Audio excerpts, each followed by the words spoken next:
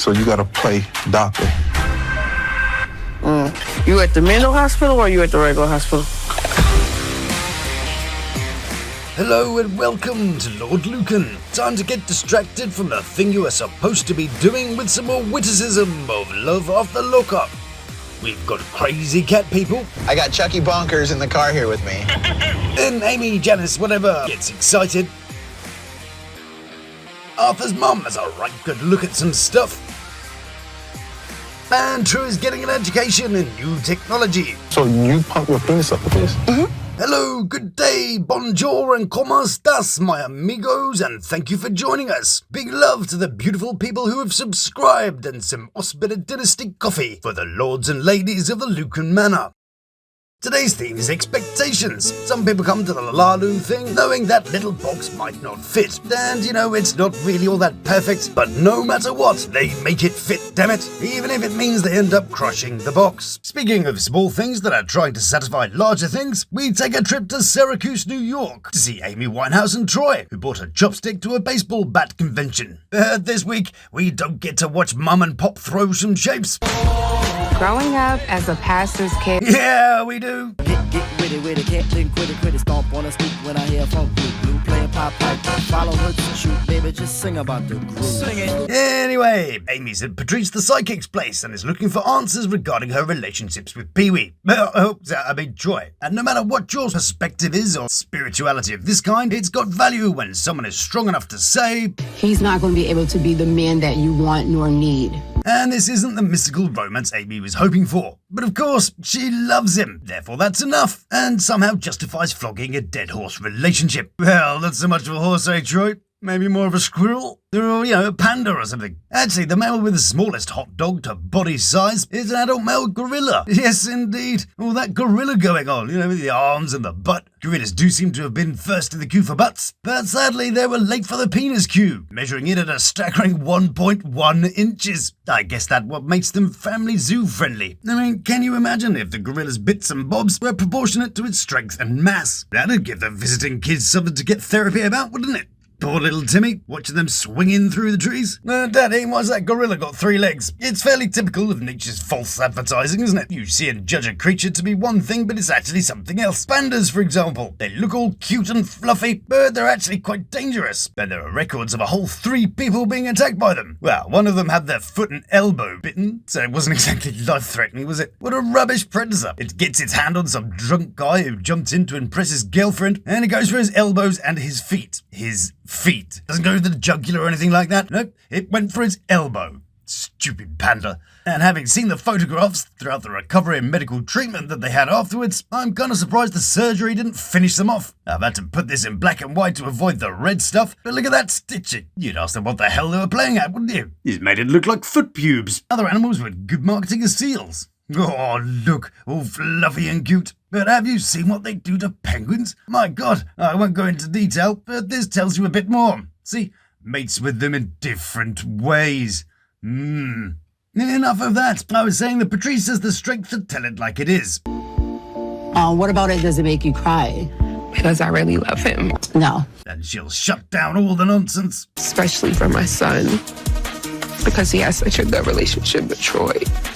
No. And here we are again. A 5-second relationship that eclipses the child's needs. Number 472. The surprise that all that, but I love him, means nothing to young people that have seen all the other but I love hims come and go. How about you bring home some stability and consistency, and you'd be a bit more likely to bring home a happy child who feels security in their future. It's another one of those situations where the kids are calling a man they've never met daddy. He's not your daddy. We all know some men don't do anything for the reputation of men by, not being around and generally not caring. Equally, some women do nothing for that either, by handing out the label daddy to anyone who smashed the bats out your belfry. It devalues the work us good daddies put in. A daddy title should be precious and earned, not just handed out willy-nilly and they're broken, sending the message that daddies are replaceable, unreliable, or interchangeable. Then daddy of the year calls to bring a little small d energy. Hi, sexy. Hi, babe. Ready for me? And Amy tries to sound excited about it. I am ready for you.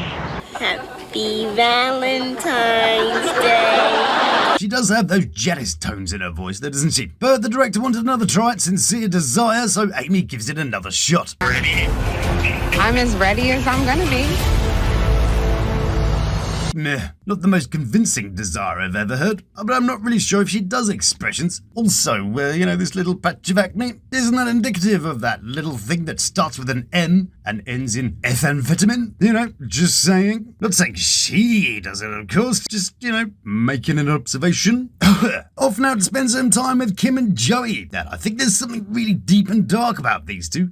My red flaggometer is giving me a tingle. There's not really much going on with these two at the moment. He's got some message from 20 damn years ago, who can't get over herself, or him. But no one cares about that, so we jump in through Zeruiah to get a small dose of Shonta and True. For me, this is the point where True has two options. He seems to be doing fairly well in the public opinion. He's quite charming, quite smiley. I don't know more though. Like, yeah. I'd say that kind of guy is usually quite popular with both men and women. So he can either play it straight and be one of the more popular characters, like Millsy and Boone. He was likeable, fairly good looking, had a sense of humour. Or he go back to the old days and lose the potential to build himself as an asset. And we know that for some of the Lalu characters, your crime doesn't diminish your popularity. For example, some people forgot Mills's fentanyl fiasco because he was fun and made silly shoes. Some people excuse True's non-payment of childcare for his 16-year-old son, the various street crimes, the order of protection a young woman in her 20s put on him in March this year, and that wasn't Shonta or his baby mama. Oh, and that bank he was robbing, it turned out was a KFC. So all that is quite forgivable in the eyes of some of the audience. What does he say? You know what I mean? I ain't gonna tell them to their face like me. I'm finna do what I do, but I know I could do what I want to do. Well, judging by the teasers, I think he may resort to type. However, even now, 5 months after this was filmed, he and Shonta are still together. So while we let that ferment, it's on to Hope and Arthur. Now, I didn't mention the dress in the last episode, the dress, but I did wonder if Arthur had said to her, just turn up naked. And she was like, say less, pow. That way you won't notice that she's been bleaching her hair into submission, I guess. Must have taken a battering because she's naturally got really black hair. This is really quite pink. Anyway, that's enough of the Brad Mondoing for one section. The big story with these guys is that Mama Joey is one of those intense mamas who won't let go of her son. You're going with me to Vegas on Sunday? But like a hairline, Joey's got other ideas and is going his own way. But can the pull of the apron strings be enough to keep Joey in her pocket? Well, the alternative is Hope, who happened to turn up in a truck. But she has a secret weapon of mass naughtiness. I love it, baby. All it is for you. Thank you, baby. It's gone from a 6-foot box to a 6-foot box with LEDs. She's even tied the seatbelts. A bit like when the hotel makes a swan out of your towels. I actually assumed it was some sort of adult jungle gym going on. A bit like Sarah and Shawnee Poo from the other season. But no, I'm pretty sure it's just seatbelts. It's totally unlike a prison cell, It's got like a few cushions and some nipple tassels. What more could you want? Well, if more is what you want, then brace yourself, because we're off to meet Julian and Christine. Julian is the cat-sitting bachelor from Maryland who shaves his sideburns too high. Regular viewers might know that this is actually a crime in the Lawd Lukan court of face furniture. The higher the burns, the creepier the guy. See? Even his dog is demonic. Most people who meet their potential mates on this show through their prison pen pal system have their own excuse of what brought them there. Some are totally transparent and just say they were looking for love in a prisoner. Some say their mates told them to do it, or signed them up unknowingly. Julian, however, has his very own well-constructed backstory. There's a new novel that I'm working on where my main character is on death row. Now, I do love the here's me writing a novel picture. Novelly. So anyway, he's a writer and he's come up with an amazing new concept for his book. And to make sure it's authentic, he went looking for First-hand, subject matter expertise on prison and prison culture. So of course he messages the fairly attractive one with the blonde hair and red lipstick. All in the name of research, of course. Yay, research. So what was his pickup game like?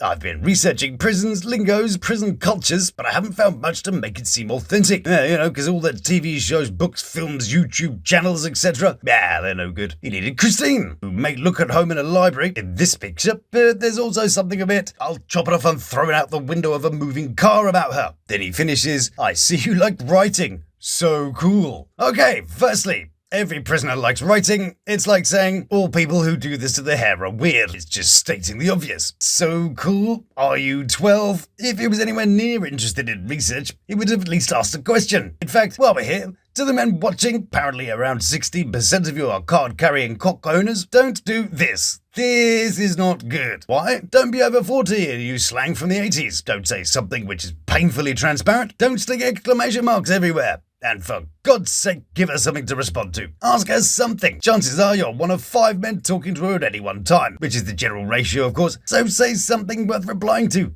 Be witty, be thoughtful, be charming, just, be something. Anyway, then Christine inadvertently tells us that this is what she usually does. All you have to do is go, yeah, I was making out with my roommate. No. Those sideburns were more interested in getting deep into her vernacular. He's not interested in all that nonsense. He just wants a taste of her patois. He wants to pit her in her patter. You are a horse of a different color, sir. Well, he's the stallion of sentences, a romancer for your stanza. And, we mustn't judge. Maybe he's more of a horse than, Troy, for example. Maybe it's not just his vocabulary that's impressive. Yeah, but I'm sure it'll all be fine. I'm sure he's quite stable. Financially, that is, and all she did was a little bit of unarmed bank robbery. 6 bank robberies across 3 states, and police say they finally have their suspect in custody. Okay, then all she did was, just a little 6 unarmed robberies. Julian and I are an odd couple. Yes, indeed. And whilst we're all thinking that's probably a little blatantly obvious, she lists their theology as a key point. I think it's going to be a little bit of a rough ride. She's an atheist, he's a Pentecostalistical. That's the one when the pastor goes around slapping the shit out of the congregation. And the speaking in tongues thing.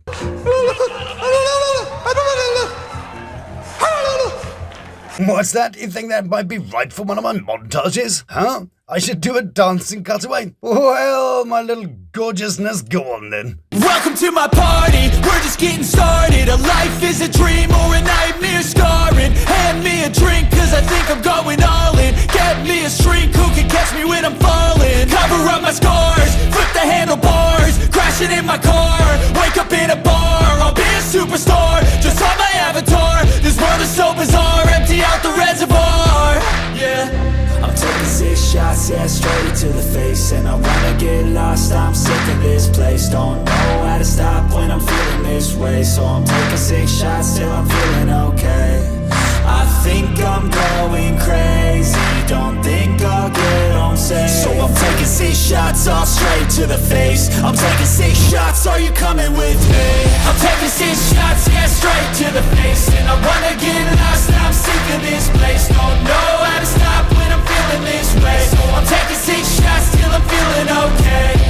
I think I'm going crazy. Anyway, Christine is full of confidence. That's what we're watching for. Now, these two have met before. That last time they got pulled over, and she ended up getting arrested for some outstanding warrants. And she is one of the privileged 3. My body count is 3. Moving back to Kim. Ooh. And Joey. Yay. Maybe. I don't know yet. And Kim is getting validation for the worst line in relationship maintenance. Messing around with my ex-husband and other men. When do you have time to mess around with your ex-husband and other men? Right. I don't have the time. The worst excuse infidelity. Number 1, the reason for not cheating should be your passion for the person, not the lack of opportunity. And 2, no one is ever that busy that they couldn't find time to be unfaithful. There are people who run multi-billion-dollar companies that find time to do all kinds of naughtiness. I've heard people say, I'm so busy being a parent I don't have time to cheat. Yeah, right. Text cheating doesn't take long. I mean, how long could that take? Well, I'm guessing it's at least as long as it would take you to type the words, I want you. But the plot says that a mystery person is sending Joey messages, telling him that she's being unfaithful. It's got to be one of our exes. It's got to be one of mine or one of his. That's the only thing I could think of. Another theory, one of the showrunners is setting up some drama. But no, a reality TV show wouldn't make up stuff for ratings, It's reality. Quick fact for you. Did you know WeTV was actually called Women's Entertainment TV? Anyway, Creepy Kim has gone to see her friend, who is also a cousin, a nail technician.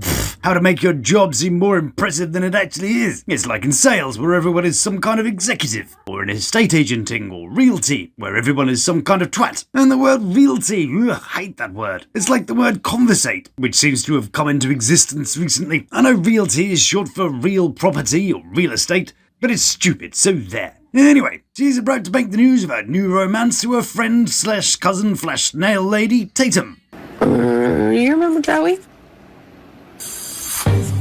Clearly she's very impressed. Look, her mouth is open and everything. But maybe it's not amazing news after all, as you may be able to tell from the subtle shift in the tone of her voice. So have you always liked him? Yeah. And why the slight reservation?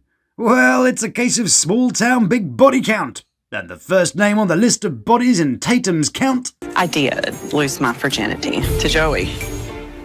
Turns out Creepy Kim had always liked him too, and had been messing about in her basement with him. Yeah, he cheated on you with me. Yeah, your nails are totally about to get all kinds of f***ed up now. And it didn't feel at all apologetic, did it? It felt like it had a slight splash of bitterness to it. See, there's going to be something really dark about her. I'm currently getting vindictive alcoholic, but it seems like something worse just hiding beneath the surface. I don't know, maybe it's just me, but I feel dirty watching her. Oh, wonderful. Wonderful. But don't worry, she's got that list of excuses at the ready for when she's asked difficult questions. I just have to trust him because people change and people make mistakes. Yeah, it'll be fine. Oops. Let's get back to Shonta and True. And this time True is trying out a bit of subtlety. You ain't been masturbating and nothing. Oh my God. Okay, then, yeah, interesting conversation starter. But I think he's been around prisoners so long he's kind of forgotten about normal conversation. You know, price of gas, favourite films, last time you tooted the old one-man trumpet. Those all are totally legit conversations in prison. I knew a guy inside who pulled out his nut collection and said, "Haven't used these in a while." "Ah, thank you," I said. I would have taken his word for it, but, prisoners are very sharing people. One man used to send the results of his trumpeting to a guy in another cell. That was a bit too much sharing. I ain't been jacking off or nothing. Okay. Okay. For like a whole week. A whole week? Wow. She must be honoured. I suppose after 15 years he'd probably want to avoid sneezing, just in case. For real, I want to see what's all up in his mud. Like, things got advanced since I've been locked up. Oh yeah, all those Bluetooth wireless 5G pom-poms flapping about these days. Can't say my penis has become particularly advanced in the last few years, but he does of course mean the toy industry. So we asked the lady for some advice on what he might want. And I just got out of prison. Okay.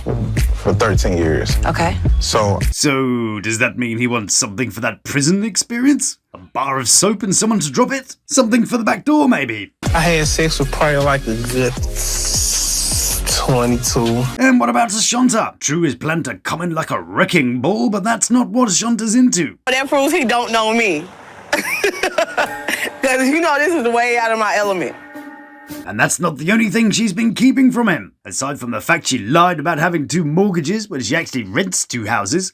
One near True, one back home. Does he know that you lost your job? No. Oh dear. Let's let True ask some more inappropriate questions as we fling ourselves back to Julian, who's gone to pick up Christine. And is it me or is there something a little, Okay, you and the kitty, if only Roscoe were here. Howling? Yeah. Right, now you beautiful people are really good at telling me this stuff, so, I don't know, has she had a stroke, or is she gurning her tits off? I'm either about to be moderately offensive towards someone with issues, or I've never seen someone quite this high on Lalu before. Men come out looking buff, and women come out looking like buffalo. That's either a bad head injury or good drugs.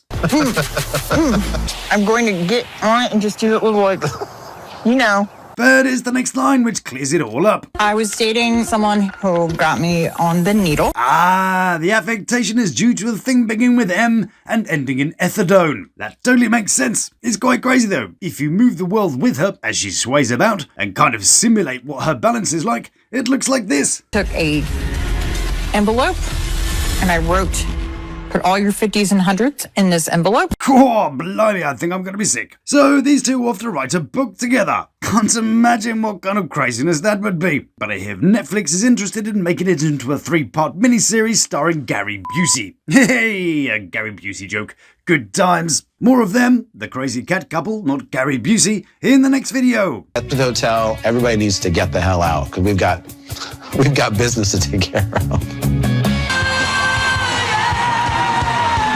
But right now we've got our own business to attend to with Amy and Troy, who brought a matchstick to a candle convention. And there's a hold-up. And we're not talking about True failing to stick up a KFC. I mean, how can you even fail to rob a KFC? As if they care enough for the guy rocks up with a weapon. Not exactly the Sanders Army, ready to defend their cash with a blend of secret robbery-stopping skills. Anyway, the hold-up. For some reason, Troy's probation wants to mess around with him, presumably something to do with the producers, and it's all looking very uncertain. But don't worry, Henry's there. They got their pound of flesh. Let the man go. Yeah, I'd let him go if he asked. Henry's totally my favourite character so far, and by far the easiest to pronounce in his family. The mother, blah blah blah blah blah, the sister, and the brother. I think Henry should get his own show, where they're half preaching, half private detective in. Just chill. Don't let them win. One last push now as we're taking our last trip to see Shonta and True. And True seems to be telling himself that he looks good. We look good. And he's got some plans for Dr. Shonta. You gotta play doctor. You at the mental hospital or you at the regular hospital? And he's been warming up his thermometer especially. You better grab me tight. Oh, God. Well, let's leave them there.